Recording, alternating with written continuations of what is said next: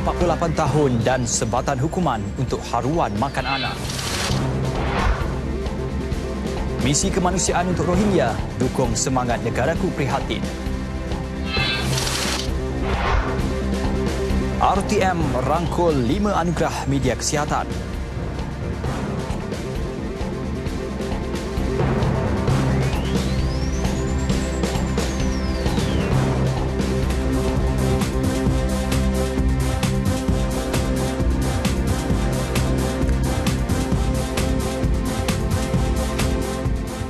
Assalamualaikum dan salam satu Malaysia. N5 edisi Khamis 8 September 2017 bersama saya Ismail Adnan. Dan seperti biasa N5 akan berlintas langsung ke Perak bersama Muhammad Nasrik Muhammad Nasharah, diikuti Sarawak bersama Damia Cassandra Manja. Kita juga akan ke Sabah bersama Rita Aloysius Malik dan diakhiri Terengganu bersama Muhammad Rashidi Muhammad Isa. Teruskan kesetiaan anda bersama N5.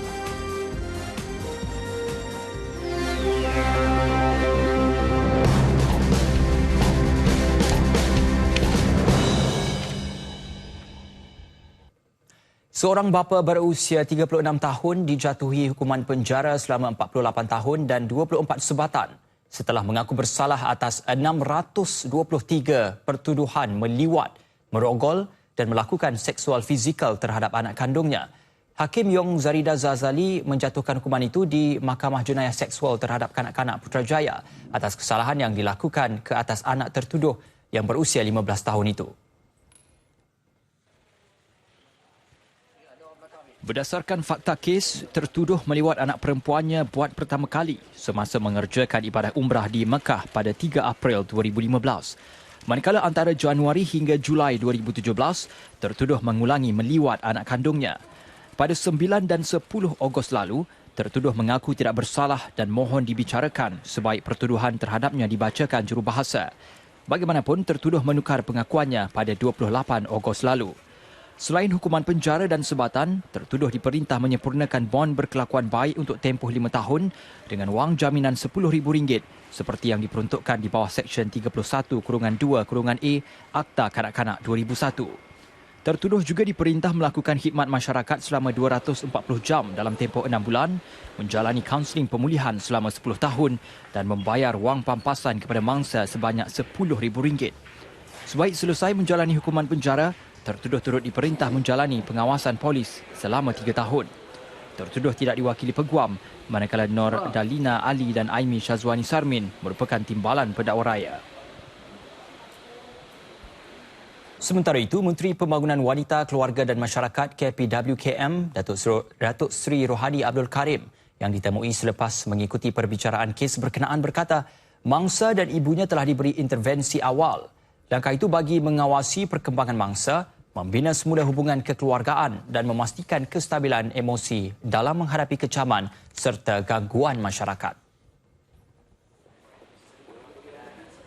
Datuk Seri Rohani turut menggesa setiap anggota masyarakat berganding bahu memainkan peranan masing-masing termasuk tampil membuat laporan sekiranya mempunyai maklumat mengenai jenayah seksual terhadap kanak-kanak. Langkah bersama sama ada oleh ibu bapa sendiri, ketua masyarakat setempat, jiran tetangga dan guru itu dapat membantras penganiayaan seksual terhadap kanak-kanak. Dan saya juga hendak supaya kumpulan-kumpulan kanak-kanak yang pada masa ini menjadi mangsa mengetahui bahawa mereka juga mesti tahu dari segi apa mereka mesti buat, khususnya kalau ada dilakukan jenayah seksual.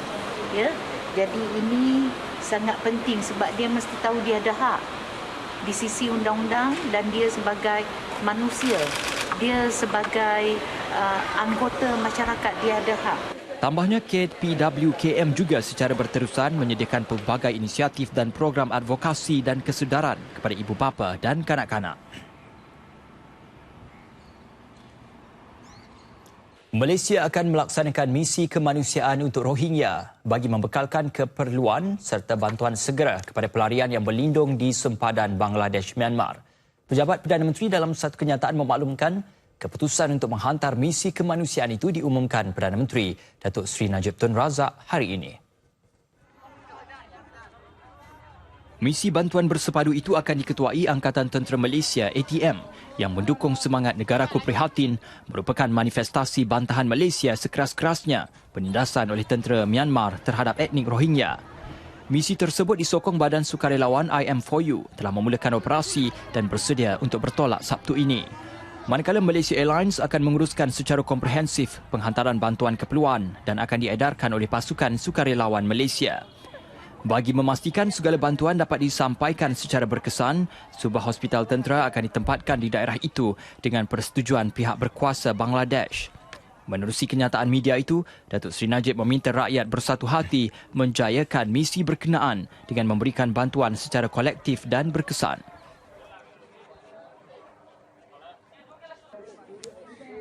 Bersetuju dengan gesaan itu, rakyat tanpa mengira ideologi politik dan agama diminta menyokong usul supaya Perdana Menteri Datuk Seri Najib Tun Razak membawa isu Rohingya kepada perhatian Presiden Donald Trump.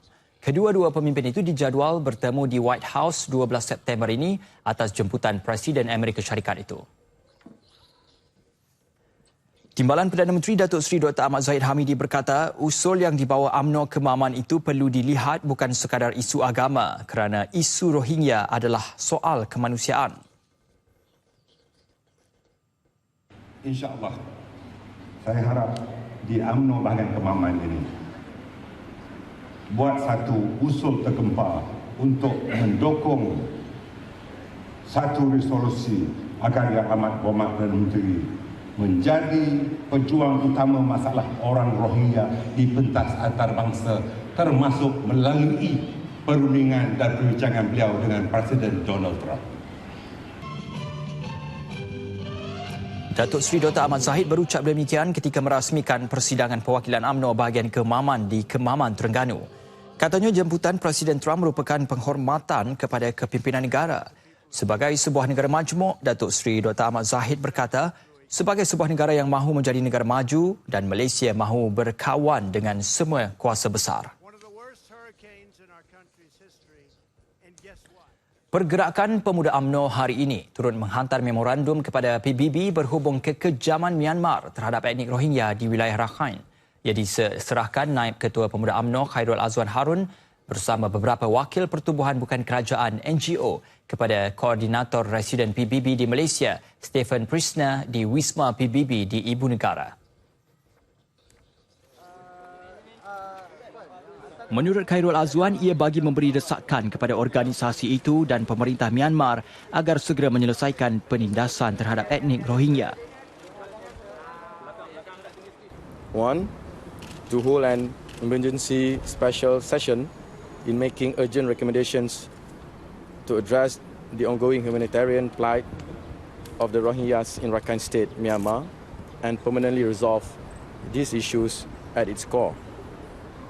2.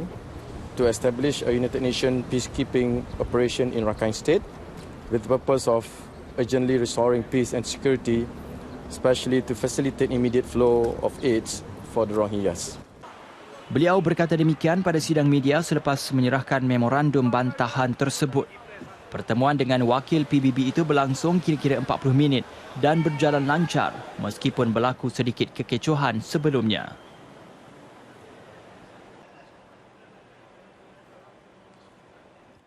Sementara itu, Angkatan Belia Islam Malaysia ABIM bersama Global Peace Mission GPM Malaysia melancarkan tabung kemanusiaan Rohingya dengan sasaran kutipan dana RM100,000 sebagai bantuan segera. Sebanyak RM50,000 diperlukan untuk kemah perlindungan, manakala RM50,000 lagi bagi agihan bantuan makanan. Misi tinjauan GPM di kem-kem pelarian pada hujung bulan Ogos baru-baru ini telah menyerahkan bantuan awal sebanyak RM25,000 berupa pek makanan, kemah perlindungan, projek pendidikan dan air bersih. Misi kedua ini akan cuba memenuhi keperluan mendesak iaitu kemah perlindungan dan makanan. Sehubungan itu, tabung ini dilancarkan bagi memenuhi keperluan berkenaan agar kelangsungan hidup etnik Islam Rohingya di kem-kem berkenaan dapat diteruskan. ABIM turut melancarkan buku Rohingya, Bantu atau Bantai sebagai inisiatif menerangkan kedudukan sebenar isu Rohingya agar tidak wujud persepsi negatif yang disebarkan oleh pihak tidak bertanggungjawab. Saya fikir untuk menjawab, bukanlah menjawab secara keras, tapi dalam arti kata lain untuk mencerahkan rakyat Malaysia tentang apa sebenarnya yang diperjuangkan bila mana kita sebut tentang isu Rohingya. Dan yang kedua, dalam isu Rohingya ini masih lagi ramai yang kabur tentang Rohingya ini yang perlu diberikan penelitian dan pemerhatian, menepis sebarang tohmah dan juga persepsi negatif terhadap rakyat Rohingya.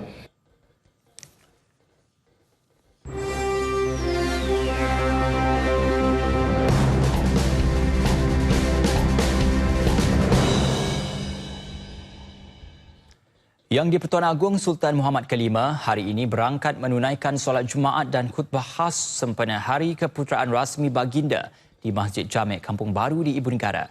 Khutbah khas bertajuk Payung Negara itu disampaikan Menteri di Jabatan Perdana Menteri Datuk Seri Jamil Khair Baharom. Datuk Seri Jamil Khair dalam khutbahnya berkata Yang di-Pertuan Agong adalah pemimpin dan merupakan payung kepada kesejahteraan agama dan kemakmuran negara. Justru hubungan baik antara baginda dengan para ulama penting bagi memastikan kepimpinan baginda berada dalam landasan yang diredai syarak. Rakyat juga bertanggungjawab menumpahkan taat dan setia kepada pemerintahan yang di-Pertuan Agong selagi tidak bertentangan dengan syarak. Raja diibaratkan seperti pohon yang memayungi rakyat dengan cara memimpin, melindungi dan menjaga kebajikan. Manakala rakyat pula diumpamakan seperti akar yang bertanggungjawab menumpahkan taat setia kepada raja dan tidak sesekali menderhaka selagi mana mereka taat kepada Allah Subhanahu wa taala dan Rasul serta tidak menjurus kepada perkara kemaksiatan. Solat Jumaat kemudiannya dipimpin Imam Besar Masjid Negara Tan Sri Sheikh Ismail Muhammad. Selesai solat Jumaat, Sultan Muhammad Kelima berkenan beramah mesra dan bersalaman dengan para jemaah. Hadir sama menunaikan solat Jumaat Timbalan Menteri di Jabatan Perdana Menteri Datuk Seri Dr. Ashraf Wajdi Dusuki dan Menteri Keuangan II Datuk Seri Johari Abdul Ghani. Turut kelihatan Ketua Pengarah JAKIM Tan Sri Othman Mustafa dan Ketua Polis Negara Datuk Seri Muhammad Fuzi Harun. Pergolakan ekonomi dunia ketika ini selain disebabkan ketegangan geopolitik di antara kuasa besar dunia, ia turut berpunca daripada bencana alam yang berlaku. Sultan Perak Sultan Nazrin Muizzuddin Shah bertitah perkembangan pantas teknologi juga menambah kepada ketidaktentuan ekonomi yang berlaku. Titah baginda, bimbingan dan panduan diperlukan bagi mendepani semua ketidaktentuan dan pergolakan tersebut. Panduan tersebut antara yang diperincikan dalam sebuah buku tulisan Profesor Tan Sri Lin Siyan. Sultan Nazrin yakin artikel yang dimuatkan di dalam buku ini mampu membantu orang ramai memahami masalah yang sedang dihadapi dunia. It is fairly commonplace to hear about the economic discontent that lies behind the political upheavals of recent times. What is rarer, however, is the concise and clear, but also nuanced analysis of these underlying economic dynamics that Tan Sri Lin so ably provides on a range of topics from trade to finance to national debt. Sultan Nazrin melancarkan buku berkenaan yang bertajuk Turbulence in Trying Times, What Are We to Do di Sunway University Petaling Jaya. Ia buku kedua karya Tan Sri Tan Lin Siyan selepas buku The Global Economy in Turbulent Times yang turut dilancarkan baginda pada tahun 2015.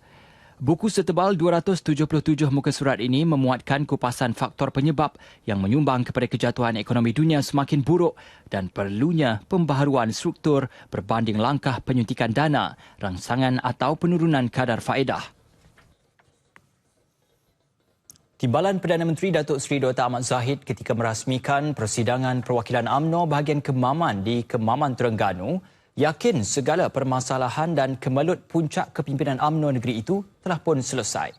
Malah kesepakatan ketiga-tiga tokoh besar iaitu Menteri Besar Datuk Seri Ahmad Razif Abdul Rahman dan dua bekas Menteri Besar sebelum ini iaitu Datuk Seri Ahmad Said dan Datuk Seri Idris Yusof memainkan peranan besar memperkukuh UMNO Terengganu untuk meraih kemenangan mutlak pada pilihan raya umum akan datang. Datuk Seri Dr. Ahmad Zahid mahu sejarah UMNO Terengganu yang pernah kehilangan kuasa lantaran masalah dalaman parti dirujuk. Jika kita memberikan layanan dan meraihkan perbezaan di kalangan kita yang melampaui batasan, atau kita melayani pengkipasan mereka yang jadi tukang kipas dari bawah, dari atas, dari kiri, dari atas bukit dan bawah bukit, maka kita menempah maut untuk pilihan raya umum yang akan datang. Tetapi saya yakin di Kemaman ini, apabila semua kepimpinan UMNO bahagian-bahagian Seluruh Terengganu ada di sini, artinya mereka berazam untuk menentukan bahawa Terengganu terus di bawah payungan UMNO dan Barisan Nasional, insya-Allah. Beliau yang juga Timbalan Perdana Menteri turut mengumumkan pembinaan Ibu Pejabat Polis Kemaman yang baharu bernilai 80 juta ringgit serta pembinaan gelanggang futsal di Cukai dengan peruntukan 2 juta ringgit. Sementara itu, di Pusat Dagangan Dunia Putera PWTC Kuala Lumpur, Perdana Menteri Datuk Seri Najib Tun Razak hari ini mempengerusikan mesyuarat Dewan Tertinggi Barisan Nasional BN di Menara Dato' On. Laporannya, kita bersama Nur Hidayah Anwar. Baik, terima kasih rakan penyampai. Seperti yang dimaklumkan, ketibaan Datuk Seri Najib Tun Razak yang juga Presiden UMNO disambut oleh Barisan Kepimpinan Parti Komponen Barisan Nasional kira-kira pukul 3.30 petang tadi. Dan ketika ini turut hadir bersama ialah Timbala Pengurusi BN Datuk Seri Ahmad Zahid Hamidi, Setiausaha Agung BN Datuk Seri Tengku Adnan Tengku Mansur dan Naib Presiden UMNO Datuk Seri Syabuddin Tun Husin. Turut dilihat hadir ialah Presiden MIC Datuk Seri Dr. S. Supramaniam, Presiden Gerakan Datuk Seri Mahsi Keong dan Presiden MCA Datuk Seri Liao Tiong Lai dan juga pimpinan tertinggi parti komponen BN yang lain. Ketika ini mesyuarat masih berjalan dan antara isu yang dibincangkan ialah berkaitan isu semasa semua parti dalam komponen dalam mencari jalan penyelesaian bagi memantapkan BN sebelum hadapi pilihan raya akan datang. Dan itu saja rasanya yang saya boleh kongsikan di sini, dan butiran lanjut dijangka akan diketuai pada sidang akhbar yang akan diadakan selepas mesyuarat ditangguhkan nanti. Dan baik, kembali kepada rakan penyampai di Angkasa Puri. Terima kasih Hidayah untuk laporan dari PWTC. Seorang ahli perniagaan dan bekas pemimpin kanan DAP dihadapkan ke Mahkamah Session Air Keroh atas 11 pertuduhan pecah amanah dan menipu dokumen berkaitan pajakan tanah di Kelantan membabitkan kerugian hampir 2 juta ringgit 5 tahun lalu. Tertuduh Wong Chi Sing 54 tahun dan Muhammad Hafiz Muhammad Rasdip 32 tahun mengaku tidak bersalah atas kesemua pertuduhan terhadap mereka di hadapan Hakim Norma Ismail. 7 pertuduhan dikenakan di bawah Seksyen 420 Kanun Keseksaan yang memperuntukkan hukuman penjara minimal setahun dan maksimal 10 tahun dan dengan sebat dan boleh juga dikenakan denda.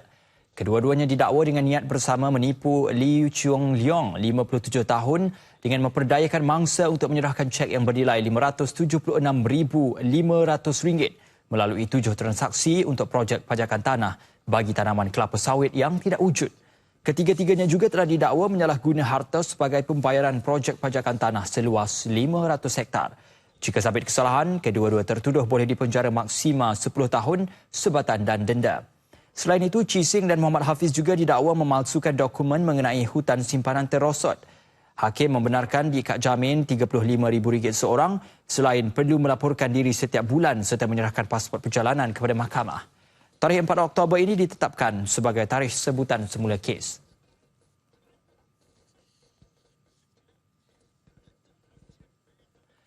Pemandu Toyota Hilux yang didakwa terlibat dalam kemalangan membabitkan 4 atlet berbasikal Malaysia dan ketua jurulatih semalam dihadapkan ke Mahkamah Magistrate Kuala Selangor. Dia berhadapan tuduhan memandu secara berbahaya sehingga menyebabkan kemalangan jalan raya. Anwar Wahab, 46 tahun dari Jengka Pahang, bagaimanapun mengaku tidak bersalah selepas pertuduhan dibacakan terhadapnya di hadapan Magistrate Abdul Jalil Salam. Dia dituduh memandu kenderaan pacuan 4 rodanya dengan berbahaya sehingga menyebabkan kemalangan jalan raya. Pertuduhan mengikut Seksyen 42-1 Akta Pengangkutan Jalan 1987 memperuntukkan hukuman penjara maksimum 5 tahun dan boleh dikenakan denda minimum RM5,000 dan maksimum RM15,000 jika sabit kesalahan. Tertuduh dibebaskan dengan jaminan RM5,000 serta seorang penjamin dan menetapkan 16 Oktober ini untuk sebutan semula kes. Dalam kemalangan itu, kelima-limanya yang sedang menjalani latihan persediaan bagi menghadapi Tamasya Sukan Para ASEAN Kuala Lumpur 2017 yang dijadual pada 17 hingga 23 September ini.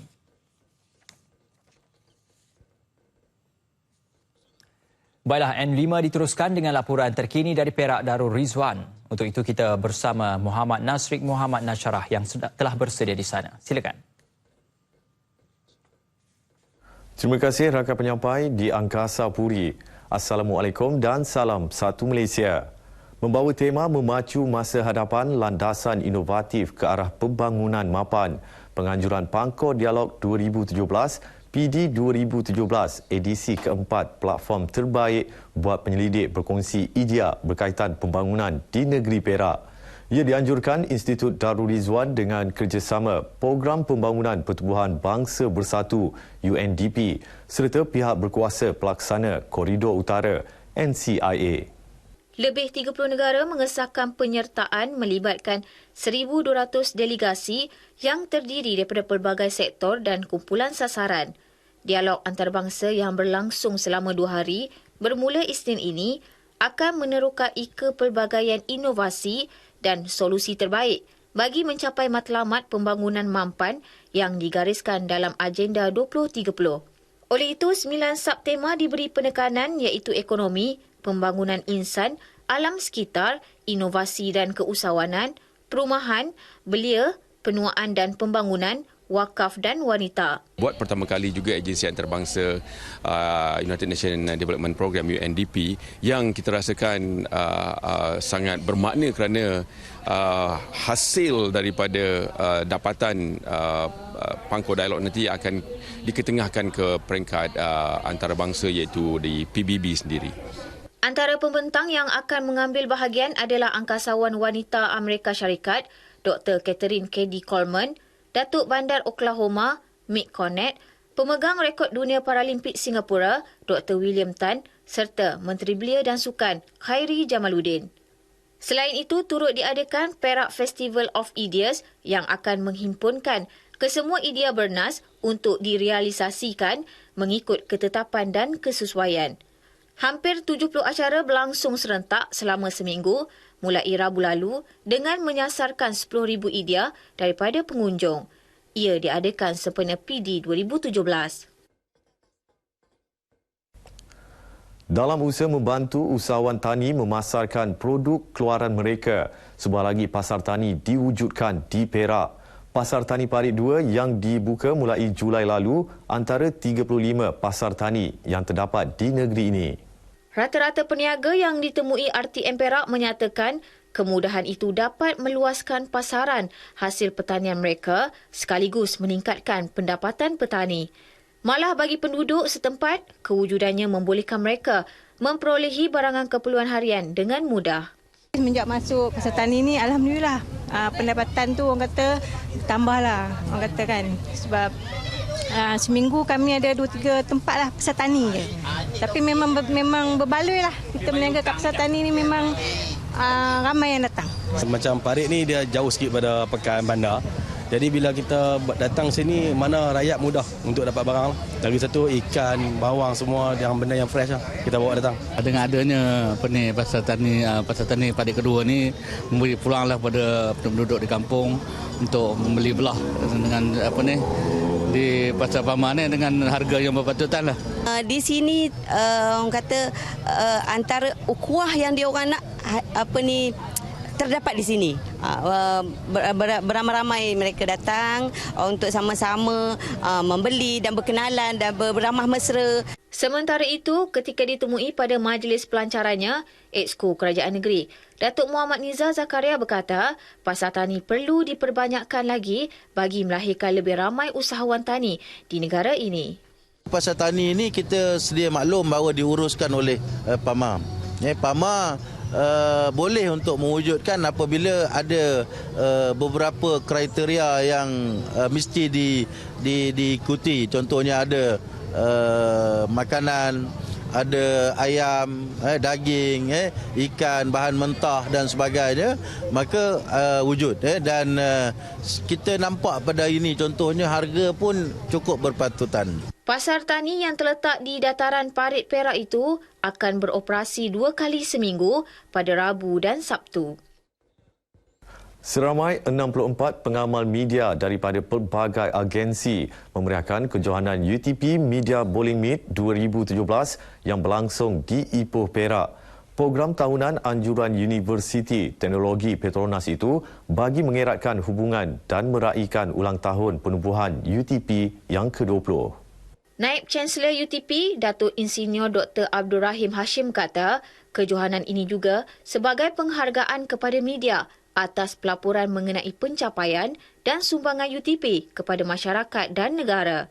Dan kita harap jalanan mesra ni di antara pihak media dan UTP akan berterusan dan diharapkan juga orang kata persahabatan ya di antara pihak media dengan UTP ini dilangsungkan setiap tahun jugalah. Penglibatan media memang kita tak sangka. Lebih kurang dalam 60-70 yang hadir. Ini memang kita tidak jangka sama sekali lah.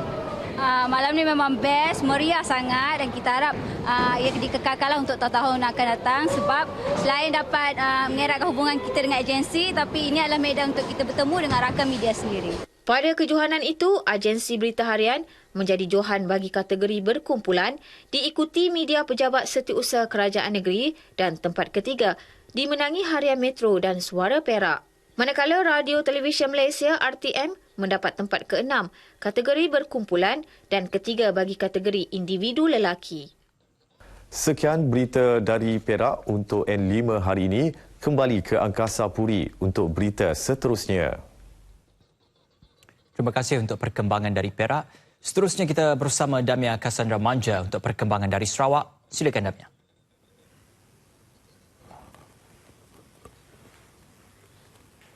Baik, terima kasih Ismail. Assalamualaikum dan salam satu Malaysia.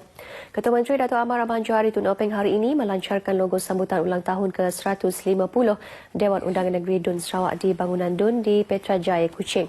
Ketua Amar Abang Johari berkata sambutan itu amat signifikan kerana tarikh persidangan pertama Dun Sarawak atau dikenali sebagai General Council atau Konsel Negeri di Bintulu ialah pada 8 September 1867.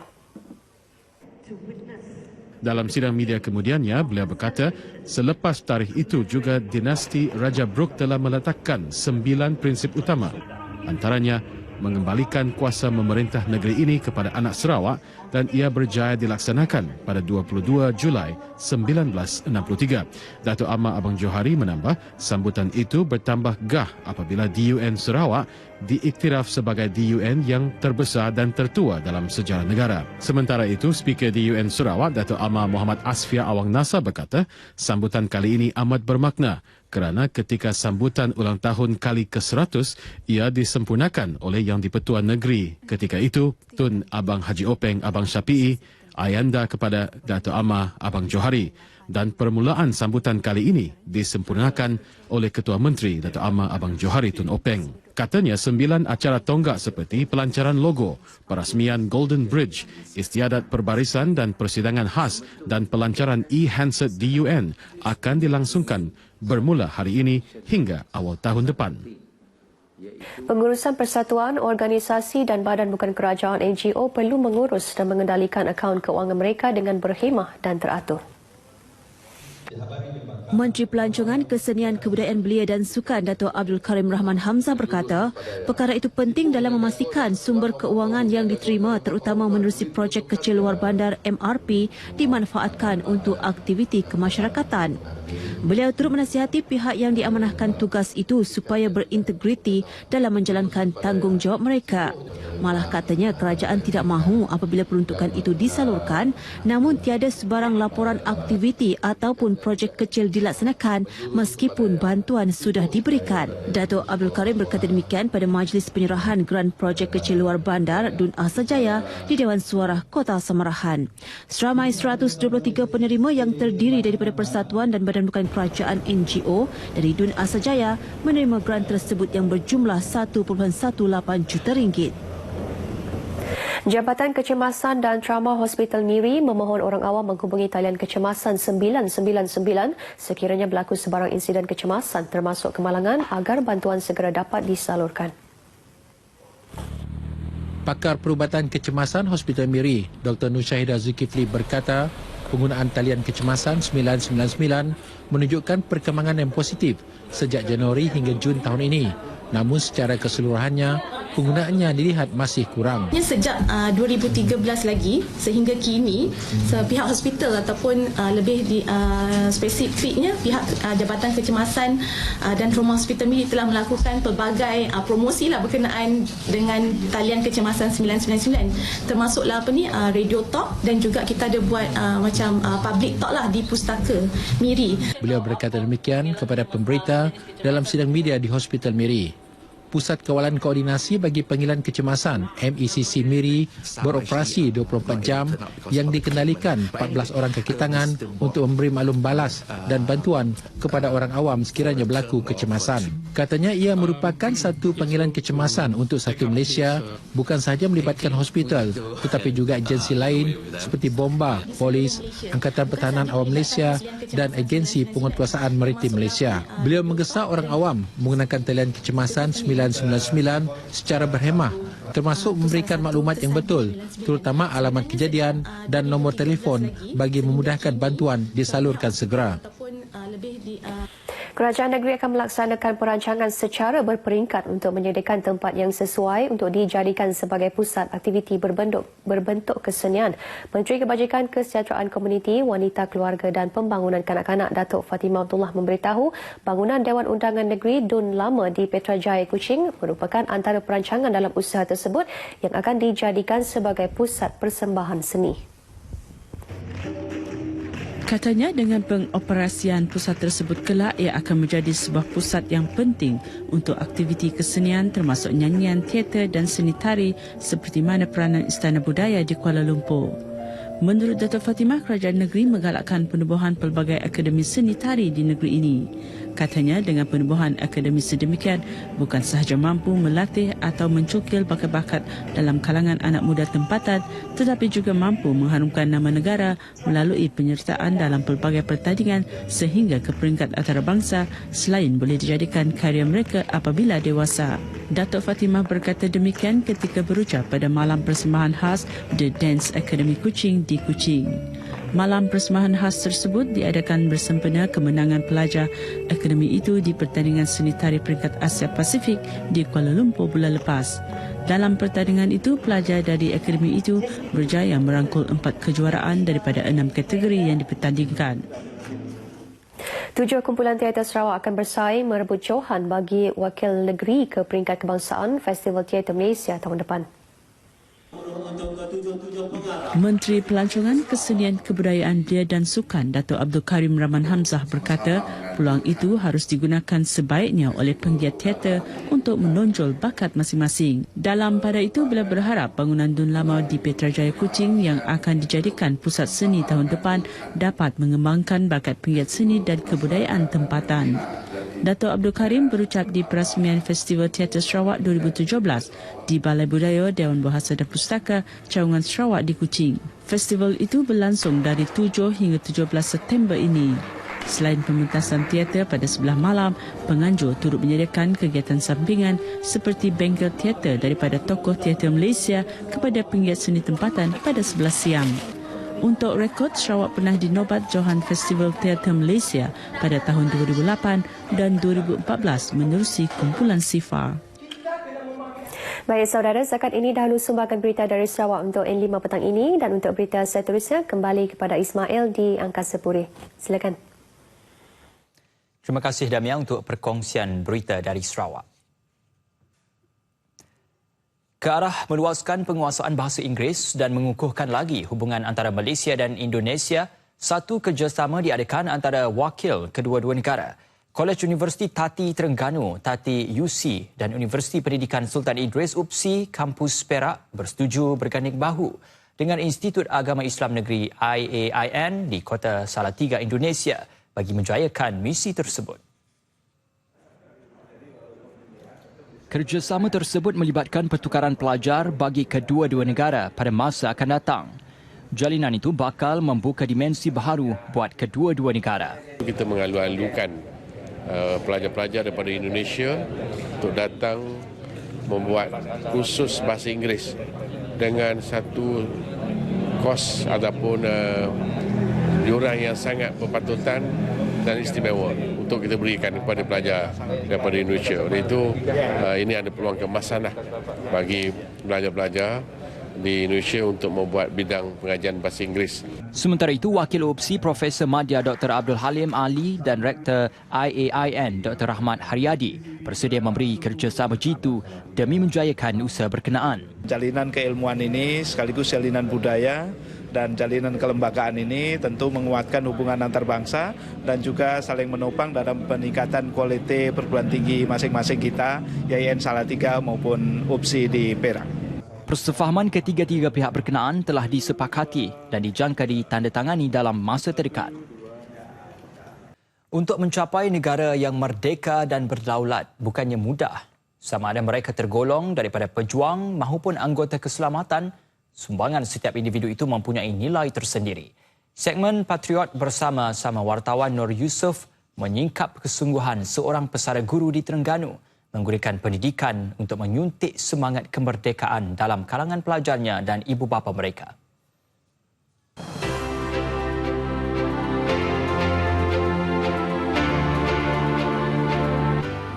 Haji Yusuf Kasim atau lebih dikenali sebagai Cikgu Yusuf, seorang pesara guru mengakui peranannya tidaklah sehebat pejuang seperti tokoh Abrahman Limbong, Mat Kilau atau Tuk Janggut.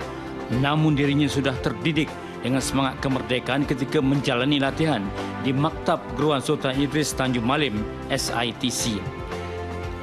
Ketika itu Haji Yusuf dididik dengan semangat memerdekakan negara menerusi penguasaan anak bangsa dalam bidang pendidikan.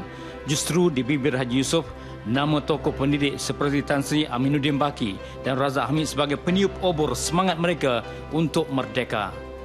Macam Aminuddin Baki, Razak Hamid, guru yang mengajar, dia sentiasa membangkitkan semangat guru ni supaya menjadi pejuang. Pejuang melalui pendidikan, bukan lagi perang. Maknanya kita kena hebatkan diri kita dengan belajar. Itulah kebanyakan murid SLTC, kebanyakan yang masuk selalu lulus darjah 6. Tapi bila keluar situ tak berapa lama pergi ke universiti PhD dan sebagainya, boleh jadi pensyarah dan sebagainya. Sebaik menamatkan latihan di SITC, Haji Yusuf ditugaskan di daerah kelahirannya di Besut. Bersama-sama guru-guru yang lain, beliau bangkit menyuntik kesedaran mengenai perlunya penguasaan ilmu agar rakyat mempunyai prinsip dan maruah yang hebat dan tidak mudah tunduk kepada dayah penjajah. Jadi kita tak boleh bayanglah. Jadi kita nampak pembangunan ekonomi di negara kita seluruhnya di tempat kita ni, pokok pangkalnya ialah kerana kejayaan kita dalam pendidikan. Sebab anak-anak kita berjaya, akhir-akhirnya mereka lah yang membawa kemakmuran kepada daerah kita. Apa yang masih diingati pesara guru ini ialah laungan merdeka oleh pelajar SK Tengku Mahmud Besut ketika negara hampir mencapai kemerdekaan sekitar tahun 1954. Tapi budak-budak memang dia terpengaruh. Dia serap oleh ibu bapa dia, sebab di mana-mana pun di kampung orang dah sebut merdeka dengan nyaring suara. Jadi budak-budak pun terikut siapa ke sekolah pun dia merdekai. Haji Yusuf terharu apabila pihak berkuasa tempatan mengiktiraf perjuangan golongan seperti mereka dengan menamakan Dewan Utama Kota Putra Square sebagai Dewan Merdeka yang menjadi mercu tanda baharu Kampung Raja Besut. Nur Yusof untuk segmen Patriot RTM.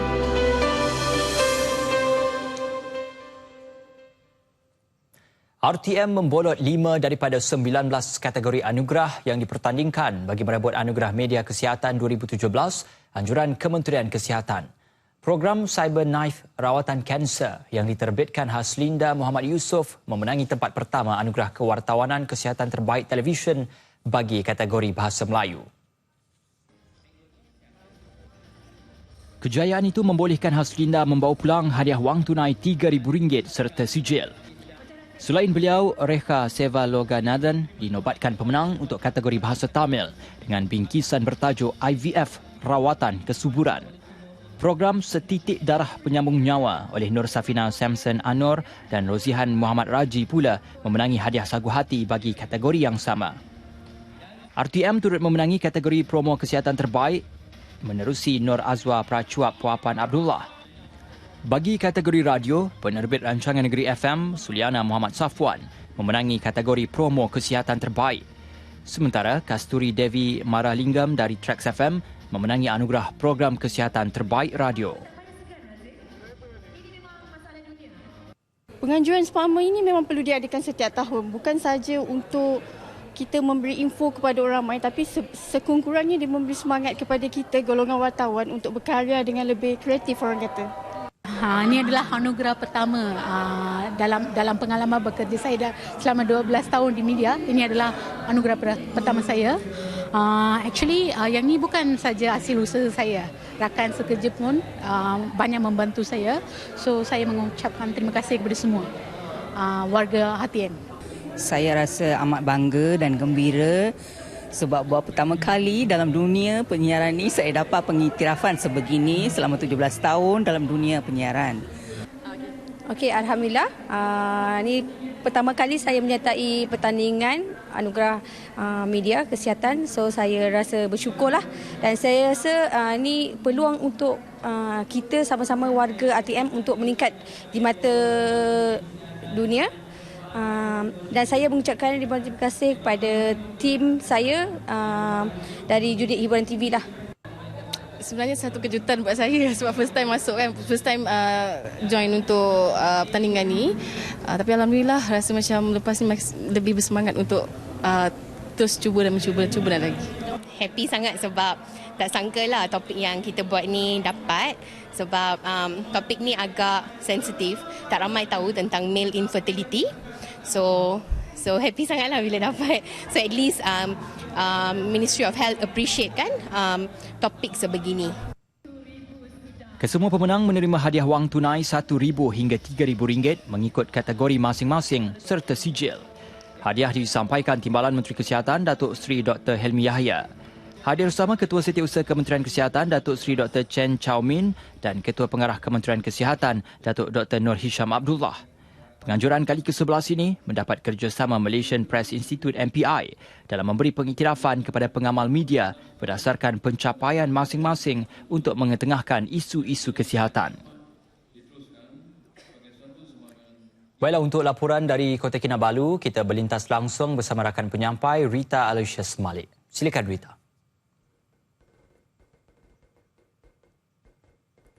Terima kasih Ismail di Angkasa Puri. Salam sejahtera dan salam satu Malaysia.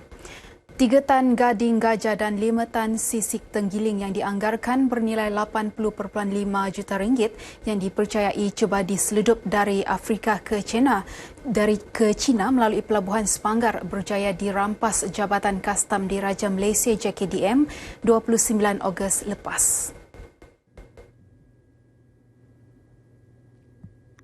Ketua Pengarah Kastam Malaysia Datuk Seri Subramaniam Tolasi berkata 1,148 batang gading gajah bernilai 9.9 juta dan sisik tenggiling bernilai 70.6 juta itu dirampas hasil pemeriksaan ke atas 2 buah kontena yang diisytiharkan mengandungi kacang tanah. Apa yang memeranjatkan ialah kenapa tidak ada tindakan di negara-negara berkenaan.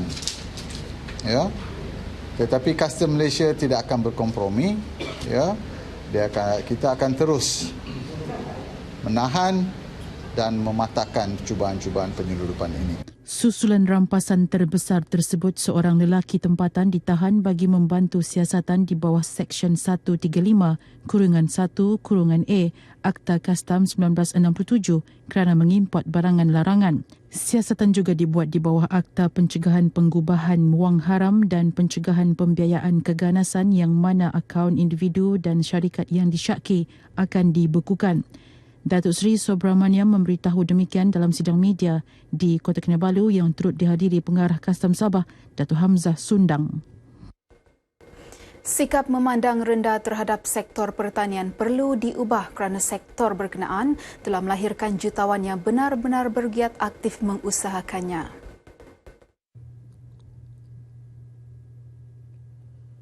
Ketua Menteri Datuk Seri Panglima Musa Haji Aman berkata, dengan penggunaan teknologi moden dan terkini serta inovasi, bukan sahaja meningkatkan hasil tanaman dan pendapatan petani, malah menjadi antara penyumbang kepada ekonomi negeri dan negara. Justru beliau berkata kerajaan sentiasa memberi tumpuan terhadap kemajuan sektor pertanian dalam hala tuju pembangunan negeri ini. Beliau berucap merasmikan Hari Peladang Penternak dan Nelayan Peringkat Negeri Sabah HPPNS 2017 di Dewan Sulaman Tuaran. Datuk Musa juga menggesa masyarakat tani supaya terus meningkatkan pengetahuan inovasi dan teknologi dalam sektor yang diceburi selain meningkatkan azam untuk menterjemahkan semua inisiatif kerajaan memaju dan memodernkan sektor pertanian. Sementara itu, Timbalan Ketua Menteri merangkap Menteri Pertanian dan Industri Makanan Negeri, Datuk Seri Panglima Haji Yahya Hussein, mahu semua agensi di bawah kementeriannya dan Kementerian Pertanian dan Industri Asas Tani MOA terus proaktif dan bekerjasama melalui Strategi Lautan Biru Kebangsaan NBOS dalam membangunkan sektor pertanian dan pengeluaran makanan di negeri ini. Seramai 68 usahawan berjaya dan 13 peserta menerima anugerah dalam berbagai kategori, antaranya Anugerah Peladang Jaya Lelaki, Wanita dan Nelayan Jaya. Sabah yang menjadi tuan rumah sambutan Hari Malaysia Peringkat Kebangsaan pada tahun ini akan tampil dengan kelainan apabila sambutan tersebut diadakan selama 3 hari dengan pengisian pelbagai acara termasuk Karnival Hari Malaysia bermula 15 September ini di Kompleks Sukan Kota Kinabalu. Dalam sidang media mengenai sambutan berkenaan di Kota Kinabalu, Setiausaha Tetap Kementerian Pelancongan, Kebudayaan dan Alam Sekitar, Datuk Rosmadi Datuk Sulai yang mewakili menterinya menyatakan Karnival Hari Malaysia tersebut meliputi pelbagai acara termasuk pameran penggunaan digital dan konsert 3 malam berturut-turut. Sementara itu, sambutan kemuncak Hari Malaysia 2017 pada 16 September dijadual dihadiri Yang di-Pertuan Negeri Sabah, Tun Dr. Haji Johar Datuk Haji Mahiruddin dan Perdana Menteri Datuk Seri Najib Tun Razak yang berkonsepkan keharmonian dan kepelbagaian bagi menyemarakkan lagi semangat patriotisme. 1,500 belia ini kita bermula daripada sambutan seperti saya nyatakan dia lebih ceria. Itu in a very formal keadaan kita ceria. Karena bagi kita perayaan Hari Malaysia ini keceriaan harus to be reflected in our dalam diri kita. Kira-kira 30,000 pengunjung dijangka hadir memeriahkan sambutan berkenaan. Seramai 130 orang yang disyaki OYDS termasuk 102 orang yang positif saringan awal dadah berjaya ditahan dalam operasi perdana yang dilaksanakan Agensi Anti Dadah Kebangsaan AADK Negeri Sabah selama 3 hari berakhir semalam di Kota Kinabalu. Mereka ditahan di bawah Seksyen 3-1-A Akta Penagih Dadah Rawatan dan Pemulihan 1983, pindaan 1998 kerana disyaki menagih dadah. Dalam sidang media di Kota Kinabalu, Pengarah AADK Negeri Sabah Bakri Bibi memberitahu operasi besar-besaran bagi mempenteras kegiatan penyalahgunaan dadah ini dilaksana di kawasan panas seperti Likas yang meliputi Kampung Cendramata, Kampung Likas, Taman Keramat serta kawasan Bandaraya Kota Kinabalu, Sembulan dan Manggatal. Tujuan utama pelaksanaan OS perdana pada kali ini adalah untuk mengesan orang yang disyaki di sekitar kawasan perangi dadah habis-habisan, iaitu di Kota Kinabalu.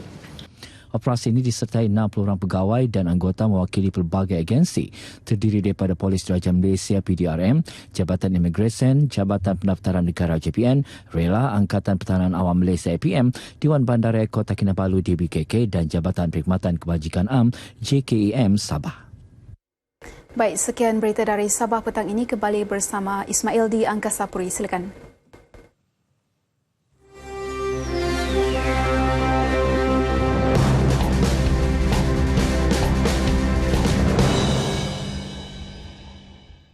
Baiklah, lintas langsung dari Terengganu, kita bersama Muhammad Rashidi Muhammad Isa di studio berita RTM di Bukit Apil, Kuala Terengganu. Silakan Rashidi.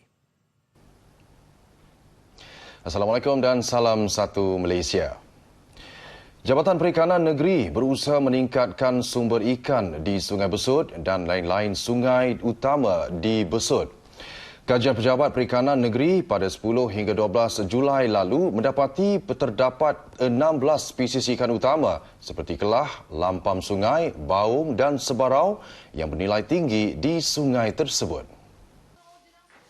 Kesemua spesies itu menjadi sumber mata pencarian kepada nelayan darat. Berdasarkan statistik jabatan itu tahun ini, Terengganu mempunyai 240 nelayan darat tulen yang berdaftar dengannya, dengan 14 orang daripadanya berada di Besut. Semalam, 66,000 ekor benih dua spesies ikan sungai dilepaskan di empangan Jajar Besut. Daripada jumlah itu, 61,000 ekor merupakan benih ikan spesies ikan lampam sungai dan 5,000 lagi adalah anak ikan baung yang melibatkan peruntukan RM20,000. Anak ikan yang dilepaskan ini akan berkembang biak di sepanjang Sungai Besut dan sungai utama lain di daerah itu. Kita juga mengharapkan supaya masyarakat menjaga sumber alam ini. Ialah bagi nelayan tadi, dia tidak menjadi nelayan tamak, iaitu dengan menggunakan kaedah-kaedah sehingga benih-benih juga lupus. Tapi bagi masyarakat biasa, dia juga bertanggungjawab. Pada majlis itu, Dato' Muhammad Pehemi turut menyampaikan alaun bulanan sara hidup kepada nelayan darat Besut sehingga RM200 seorang.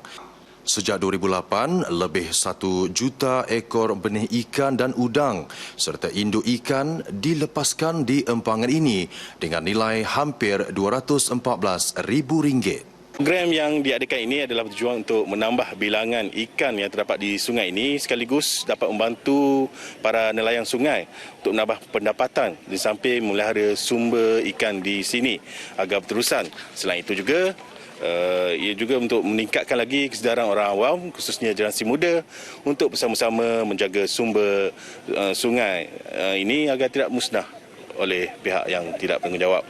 Taufik Adnan untuk Berita RTM. Daerah Besut juga terus menampak kegemilangan apabila Kota Putra Square KPS secara rasmi dibuka kepada orang ramai untuk aktiviti riadah dan rekreasi. KPS yang dibina hujung 2015 itu menelan belanja kira-kira RM20 juta dan siap sepenuhnya pertengahan tahun ini. KPS mempunyai 2 pakej iaitu Dewan Merdeka dan Anjung Kota Putra. Dewan Merdeka boleh menampung hampir 3,000 orang dalam satu masa dan istimewanya dari sudut pandangan udara, Dewan Merdeka boleh digambarkan seperti seekor belangkas. KPS dibina di atas tapak bersejarah kerana 60 tahun dahulu ia merupakan dataran lokasi pengisytiharan kemerdekaan negara bagi penduduk daerah Besut. Kita nak supaya Kota Putra Square ini dimanfaatkan sepenuhnya oleh rakyat Besut terutamanya yang kita melihat yang betul sebegini riadah ni tidak banyak yang ada di Besut. InsyaAllah kita boleh manfaatkan. Manakala pakej kedua KPS merupakan bangunan 4 tingkat yang merangkumi unit kedai, apartmen dan ruang pejabat serta ruang letak kereta. Projek ini bertujuan merangsang ekonomi kawasan setempat dan meningkatkan sumber pendapatan penduduk. 6 laluan dalam kawasan pusat Bandaraya Kuala Terengganu akan diwartakan sebagai kawasan bebas karbon bulan depan. Ia bagi menggalak warga Bandaraya Kuala Terengganu melakukan aktiviti dan kegiatan gaya hidup sihat. 6 laluan sejauh 6.5 km itu adalah laluan Batu Buruk, Kampung Cina, Jalan Sultan Ismail, Pulau Warisan, Jalan Tok Lam dan Paya Bunga Square. Menurut pemangku Datuk Bandar Kuala Terengganu Samiun Saleh, laluan berkenaan akan ditutup kepada semua kenderaan selama 4 jam setiap Sabtu dari 7 pagi hingga 10 pagi. Akan datang ni, saya dah mengarahkan staf bandaraya sendiri supaya kita memperkenalkan car free. Maksud car free ini setiap hari Sabtu, weekly, pada jam pukul 7 hingga pukul 10 pagi, kita ada lokasi-lokasi tertentu. Dan masa tempoh itulah kita bebas untuk menggunakan basikal ataupun jogging sekalipun untuk melihat warga kota yang sihat dan cergas. Samiun yang juga pengurus besar Perbadanan Memajukan Iktisad Negeri Terengganu sebelum itu melancarkan perkhidmatan perkongsian basikal tanpa stesen e-bike di Taman Awam Batu Buruk. 500 peserta terdiri daripada pegawai dan kekitangan MBKT, polis dan warga bandaraya ini menyertai kayuhan sejauh kira-kira 6.5 kilometer. Paparan itu mengakhiri sumbangan berita dari Terengganu. Kembali kepada rakan penyampai di Angkasa Puri untuk berita seterusnya. Baik, terima kasih untuk perkongsian berita dari Terengganu. Seterusnya, untuk makluman cuaca, kita ke Jabatan Meteorologi bersama pegawainya Wan Muhammad Hafiz Hussein. Silakan. Baik, terima kasih rakan penyampai dan Kak Sapri. Assalamualaikum dan salam sejahtera. Anda masih lagi bersama saya Wan Hafiz untuk laporan cuaca pada petang ini, dan seperti biasa, kita mulakan dengan melihat corak tiupan angin di rantau negara kita. Dan dapat diperhatikan pada ketika ini angin masih lagi didominasi daripada arah timuran dengan kelajuan yang agak lemah sekitar 10 hingga 20 km sejam, dan berlakunya penumpuan angin di sekitar negeri Sarawak yang boleh membawa keadaan berterusan lembap. Seterusnya kita beralih ke paparan gemerada untuk melihat keadaan cuaca dengan lebih terperinci pada petang ini. Dan bagi negeri-negeri di semenanjung Malaysia dapat diperhatikan pada ketika ini hujan berserta ribut petir sedang berlaku dan lebih tertumpu di utara semenanjung Malaysia, iaitu di negeri Perlis, Kedah, Pulau Pinang dan juga di negeri Perak, termasuk di negeri Johor. Manakala hujan di satu tempat pula sedang berlaku di negeri Pahang, Selangor dan juga di negeri Sembilan. Manakala di negeri-negeri lain dalam keadaan yang mendung. Keadaan lembap ini dijangkakan akan beransur reda menjelang ke lewat petang ini. Seterusnya kita beralih ke negeri Sabah dan Sarawak. Di negeri Sabah dapat dipastikan pada ketika ini hujan berserta ribut petir sedang berlaku di kebanyakan bahagian kecuali di bahagian Tawau. Keadaan lembap ini dijangkakan akan beransur reda menjelang ke lewat petang ini. Manakala di negeri Sarawak pula hujan berserta ribut petir sedang berlaku di kebanyakan bahagian, dan kita jangkakan keadaan lembap ini boleh berterusan sehingga ke malam nanti. Dan sebelum berpisah, kita lihat ramalan cuaca bagi bandar-bandar utama di seluruh Malaysia. Sekian dari Map Malaysia, saya Wan Hafiz. Assalamualaikum.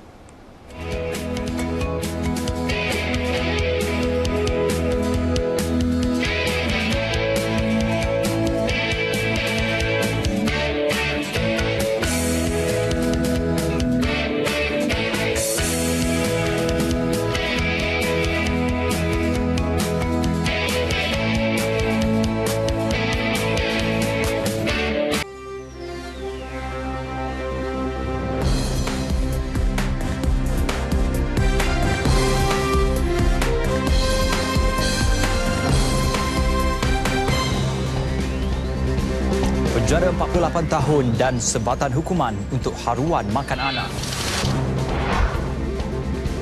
Misi kemanusiaan untuk Rohingya dukung semangat negaraku prihatin. RTM rangkul 5 anugerah media kesihatan.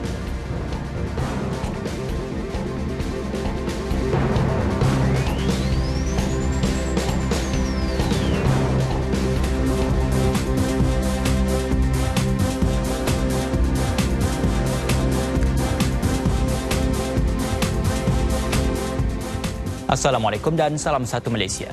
N5 edisi Khamis 8 September 2017 bersama saya Ismail Adnan. Dan seperti biasa, N5 akan berlintas langsung ke Perak bersama Muhammad Nasrik Muhammad Nasharah, diikuti Sarawak bersama Damia Cassandra Manja. Kita juga akan ke Sabah bersama Rita Aloysius Malik dan diakhiri Terengganu bersama Muhammad Rashidi Muhammad Isa. Teruskan kesetiaan anda bersama N5.